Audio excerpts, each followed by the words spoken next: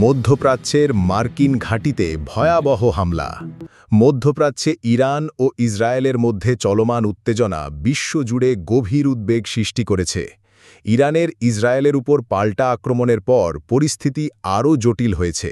এই সংঘাতের মূল কারণ এবং এর আঞ্চলিক ও আন্তর্জাতিক প্রভাব নিয়ে বিস্তারিত আলোচনা করা হলো। ইসরায়েলের উপর ইরানের প্রতিশোধমূলক হামলার পর ইসরায়েলি প্রধানমন্ত্রী নেতানিয়াহু একাধিক দিক থেকে খারাপ খবরের সম্মুখীন হচ্ছেন। এই হামলায় ইসরায়েলের সামরিক ও রাজনৈতিক মহলে অস্থিরতা দেখা দিয়েছে। আন্তর্জাতিক মহল এই পরিস্থিতি নিবিড়ভাবে পর্যবেক্ষণ করছে। এই সংঘাতের মধ্যে রাশিয়া ইরানের পাশে দাঁড়িয়েছে, যা ভূরাজনৈতিক সমীকরণে একটি গুরুত্বপূর্ণ পরিবর্তন এনেছে। রাশিয়ার প্রেসিডেন্ট পুতিন ইরানের প্রতি সমর্থন জানিয়েছেন, যা ইরানের আত্মবিশ্বাস বাড়িয়েছে। তুরস্কের প্রেসিডেন্ট রিসেপ তাইয়েব এরদোয়ান স্পষ্ট হুঁশিয়ারি দিয়েছেন যে ইরানের ওপর আর কোনো হামলা মেনে নেওয়া হবে না। এরদোয়ানের এই অবস্থান মধ্যপ্রাচ্যের ক্ষমতার ভারসাম্যে প্রভাব ফেলছে এবং সংঘাতের তীব্রতা বাড়ার আশঙ্কা তৈরি করছে। ইরান, রাশিয়া ও তুরস্কের এই অবস্থানের পর সিরিয়া, ইরাক ও কাতারে অবস্থিত মার্কিন সামরিক ঘাঁটিগুলোতে বড় ধরনের হামলা হয়েছে। এই হামলাগুলো মার্কিন যুক্তরাষ্ট্রের জন্য একটি নতুন চ্যালেঞ্জ তৈরি করেছে। মার্কিন সংবাদ সংস্থা অ্যাক্সিওস ইসরায়েলি কর্মীদের উদ্ধৃতি দিয়ে জানিয়েছে যে ইরান কাতারে অবস্থিত একটি মার্কিন সামরিক ঘাঁটিতে ৬টি ক্ষেপণাস্ত্র নিক্ষেপ করেছে। এই হামলাগুলো মধ্যপ্রাচ্যে মার্কিন সামরিক উপস্থিতির নিরাপত্তা নিয়ে প্রশ্ন তুলেছে।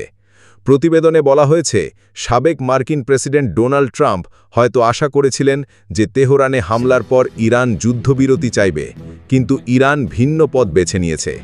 ইরানের এই পদক্ষেপ তাদের সামরিক সক্ষমতা ও প্রতিরোধের ইচ্ছাকে তুলে ধরেছে। রাশিয়ার প্রেসিডেন্ট পুতিনের সঙ্গে বৈঠকের পর ইরানের শক্তি আরও বেড়েছে বলে মনে করা হচ্ছে। পুতিনের সমর্থন ইরানকে আরও সাহসী করেছে এবং তাদের আঞ্চলিক প্রভাব বাড়িয়েছে। এরদোয়ানের ইরান সমর্থক অবস্থান সংঘাতের গতিপথ পরিবর্তন করেছে এবং তৃতীয় বিশ্বযুদ্ধের সম্ভাবনার উদ্বেগ বাড়িয়েছে। আন্তর্জাতিক বিশ্লেষকরা এই পরিস্থিতিকে অত্যন্ত ঝুঁকিপূর্ণ বলে মনে করছেন।